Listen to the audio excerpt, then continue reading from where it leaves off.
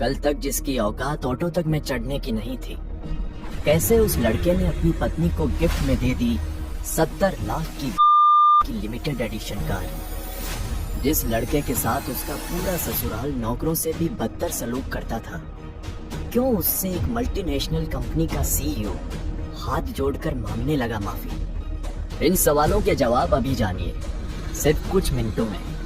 सुनिए इंटरनेट पे सबसे ज्यादा वायरल होने वाली स्टोरी, वो भी बिल्कुल फ्री।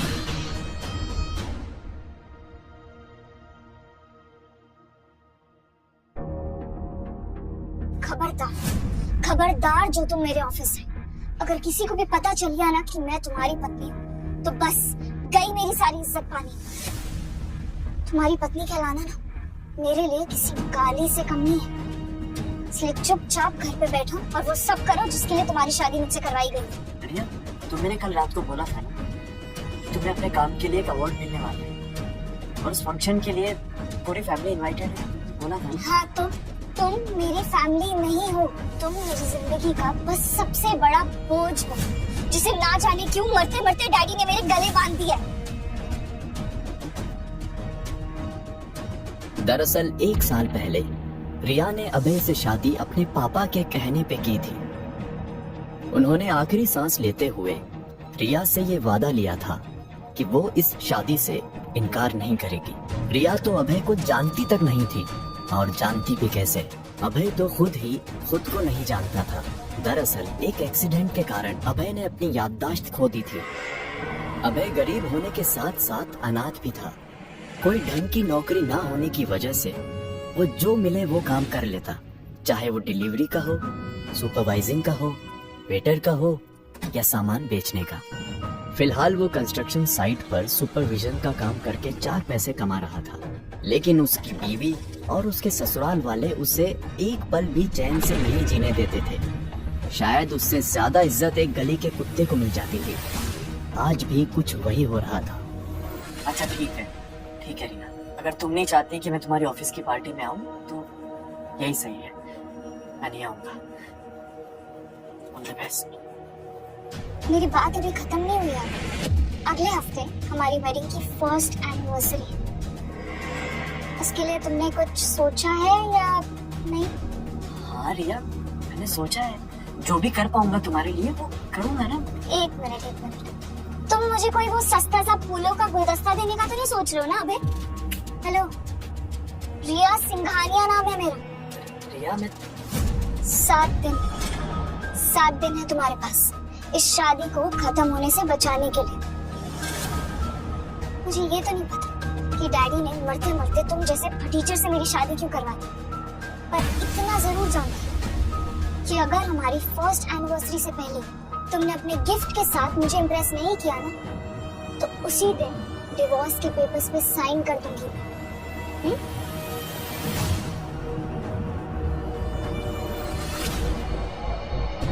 रिया और अभय की शादी भले ही जबरदस्ती की थी, पर रिया दिखने में इतनी खूबसूरत थी कि उसे देखते ही किसी भी लड़के का दिल पिघल जाए। और अभय ने जिस दिन रिया के साथ 7 फेरे लिए थे, उसी पल से उसे दिल से अपना जीवन साथी मानने लगा था। आज रिया की ये धमकी सुन अभय का दिल जोर जोर से धड़के जा रहा था। रिया, तुम गलत नहीं हो, तुम सही कह रही हो, और तुम जैसी लड़की एक अच्छा लड़का डिजर्व करती है। और ट्रस्ट मी यार, मेहनत कर रहा हूं मैं जितना भी कर सकता हूँ उससे ज्यादा कर रहा हूँ। बस एक बार ये याददाश्त वापस आ जाए ना मेरी, उसके बाद मैं और भी ढंग से मेहनत कर पाऊंगा। मुझे तुम्हारी खोई हुई याददाश्त से कोई मतलब नहीं है, और अगर तुम्हारी याददाश्त वापस आ भी गई तो कौन सा तुम मेरी किस्मत बदल दोगे? I surely don't care. मैं अपना फैसला नहीं बदलने वाली। रिया, अब यहाँ खड़े खड़े मुंह क्यों देख रहे हो? हाँ? मैं तो चाहती हूँ कि मेरी बेटी अपने मरे हुए पापा को दिए हुए वादे से ऊपर उठे और तुमसे अपना और हमारा सबका पीछा छुड़ाए। अब जाओ, मेरे लिए एक कप गर्मा गर्म चाय लेकर आओ। जी। जाओ।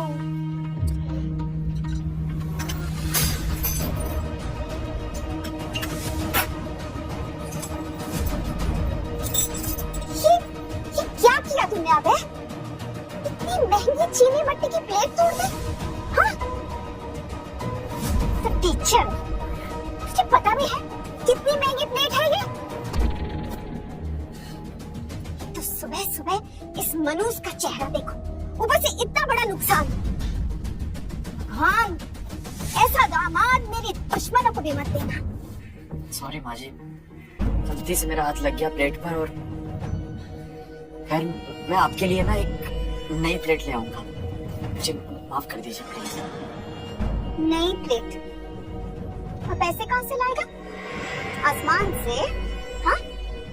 तुझे तो कोई भीख भी न दे। ठीक है मम्मी, जीजा जी से तो कोई काम ढंग से होता ही नहीं, और ऊपर से इनकी शक्ल भी ऐसी है, इनको देख के कोई फूटी कौड़ी भी ना दे। बिल्कुल ठीक कहा प्रेरणा बेटा, हमारे तो भाग ही फूटे जो हमें ऐसा दामाद मिला।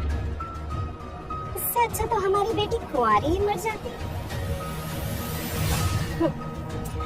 खैर देखो, आज से मुझे घर के राशन के लिए पैसे मिल जाने चाहिए बिना मांगे। अब हमारे खाने पीने की जिम्मेदारी तुम नहीं उठाओगे तो कौन उठाएगा? अभय की जिंदगी यही थी, सुबह उठो, सास से बेइज्जती करवाओ, दिन भर मेहनत करके थोड़े पैसे कमाओ और घर लौटकर वो सारे पैसे अपनी सास के हाथों में रख दो।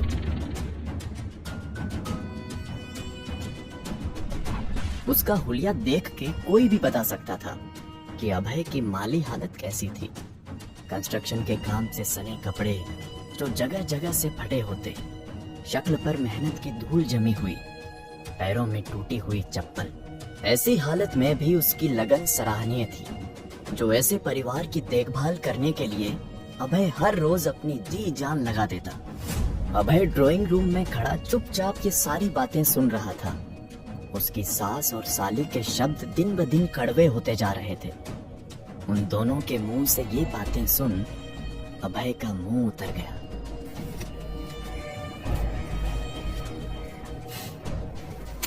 इतने से पैसों में पेट पालोगे हमारा?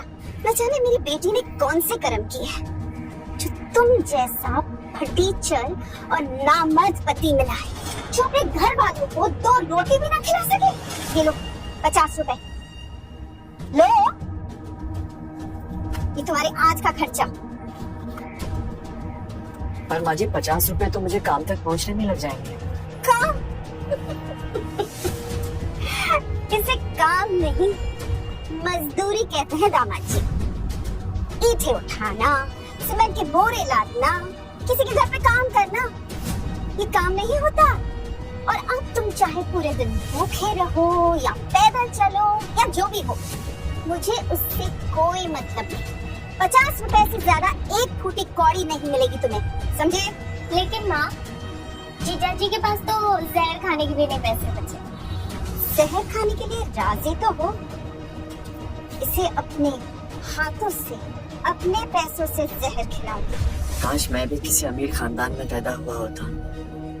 मेरे पास भी एक बड़ा घर, एक गाड़ी, सब कुछ होता। तब शायद मैं एक अच्छा दामाद और एक अच्छा पति बन सकता।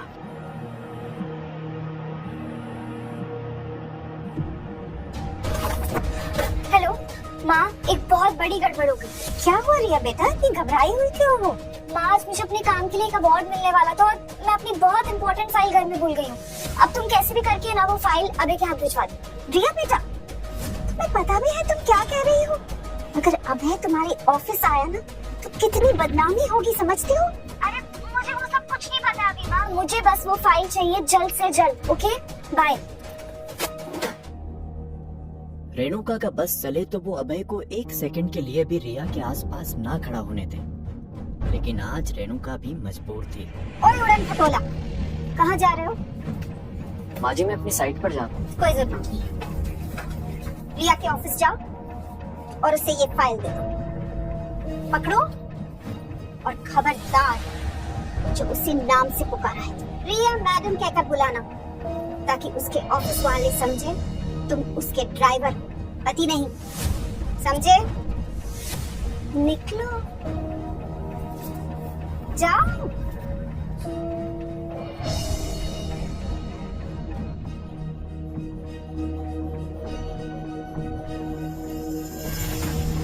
लेकिन जैसे ही अभय को अपने करीब एक परफ्यूम की खुशबू आई, उसके सेंसेस अलर्ट हो गए, क्योंकि वो इस खुशबू को पहचानता था।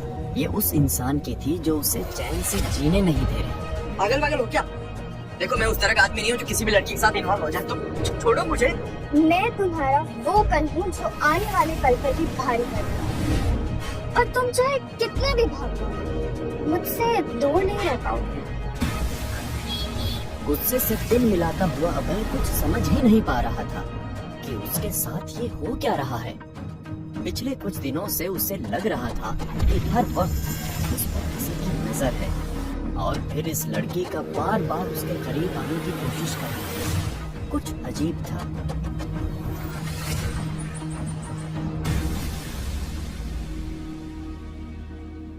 अंदर कहाँ घुसे जा रहे हो?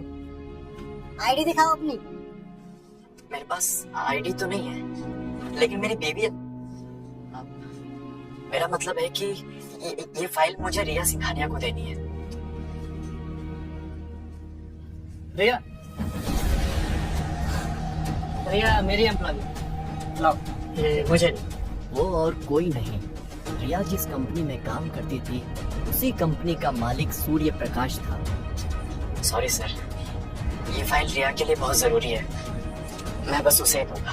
ओह हीरो, थोड़ा ठंड पा होगा उसका कोई ड्राइवर या नौकर, पर मैं ना उसका बॉस हूँ और उसका होने वाला मंगेतर।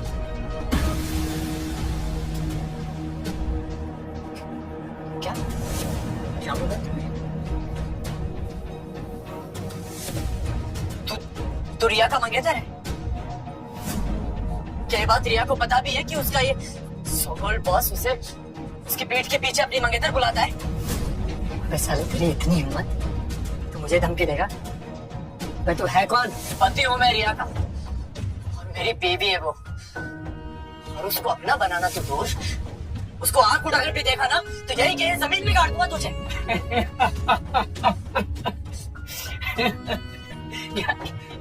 क्या क्या क्या कहा तूने? रिया का हस्बैंड है तू? हाँ। रिया, रिया जरा इधर आना। सूर्य पूरे ऑफिस के सामने रिया का नाम जोर जोर से चिल्लाने लगा। ये देख अभय का दिल जोर जोर से धड़कने लगा। उसने जोश में आकर रिया को अपनी बीवी तो बता दिया, पर उसे अच्छे से पता था कि ये बात रिया के कानों तक पहुंची तो उसके साथ क्या होगा। हाँ हाँ सूर्य, क्या हुआ? चिल्ला क्यों रहे हो? रिया, तुमने अपने घर के नौकरों को बहुत ज्यादा ही सर पर चढ़ा रखा है। अब देखो ना, ये तुम्हारा 2 कौड़ी का ड्राइवर खुद को तुम्हारा पति बता रहा है। अभय, ये मैं क्या समझ रही हूँ? क्या तुमने सच में ऐसा कुछ खाया? अब जवाब देना, नीचे क्या देख रहा? मेरे सामने तो बड़ा हीरो बन रहा था, इसके सवाल का जवाब दे। नीचे क्या देख रहा? तो वैसे नहीं मानेगा ना? क्यों? आजा, मैं नहीं मैं तुझे समझा।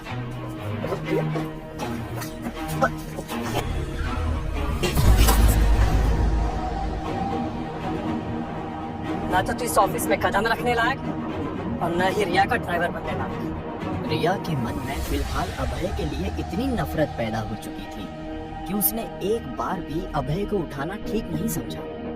अभय अपनी आंखों में आंसू लिए रिया को लगातार देखे जा रहा था, जैसे उसे उम्मीद हो कि रिया एक बार, बस एक बार उसे उठाने आएगी। बीवी के नाते ना सही तो कम से कम इंसानियत के नाते ही सही। अभय को कार के नीचे आता देख कार के अंदर बैठा आदमी हड़बड़ाते हुए बाहर आया। वो इंसान और कोई नहीं, मिस्टर खन्ना थे। वही मिस्टर खन्ना जिनके साथ आज रिया और सूर्या की बहुत ही इम्पोर्टेंट मीटिंग थी। जब उन्होंने अभय को नजदीक से देखा तो चौंक उठे।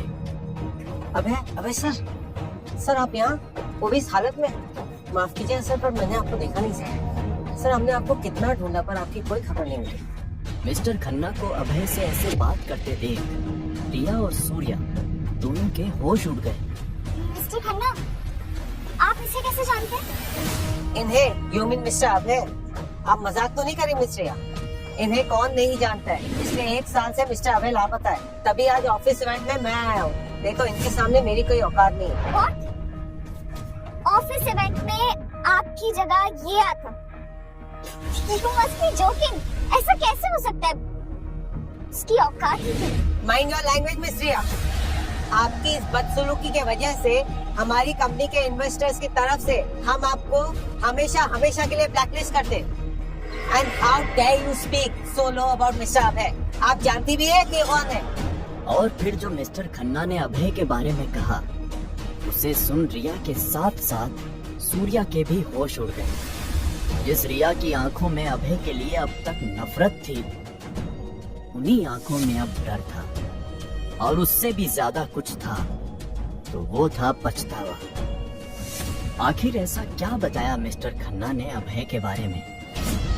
कौन था अभय अपनी याददाश्त खोने के पहले, और क्या है उसकी सच्चाई? क्या रिया के डैड अभय का सच जानते थे? क्या इसीलिए उन्होंने अभय की शादी जबरदस्ती रिया से कराई थी? कौन है वो अनजान लड़की जो अभय का पीछा कर रही है? ये जानने के लिए देखिए बंदा ये बैड ऐसे का अगला एपिसोड सिर्फ पॉकेट एफएम के YouTube चैनल पर। और बंदा ये बैड ऐस के सारे एपिसोड्स को सुनने के लिए डिस्क्रिप्शन में दिए गए लिंक से डाउनलोड कीजिए पॉकेट एफएम ऐप।